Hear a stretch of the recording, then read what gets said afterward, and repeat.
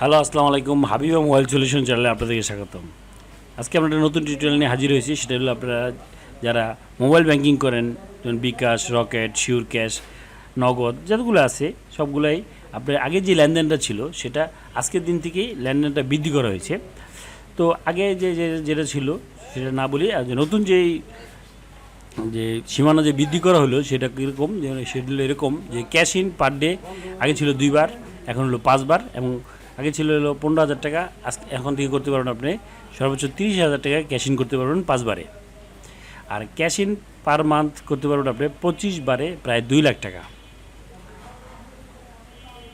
আর cash আউটের ক্ষেত্রে হলো ক্যাশ আউট হলো পার ডে হলো 5 বারে আপনি 25,000 টাকা ক্যাশ আউট করতে পারবেন, এবং ক্যাশ আউট পার মান্থ হলো 20 বারে আপনি 1,50,000 টাকা পর্যন্ত করতে পারবেন। এটা আজকে থেকে কার্যকরী হয়ে গেছে।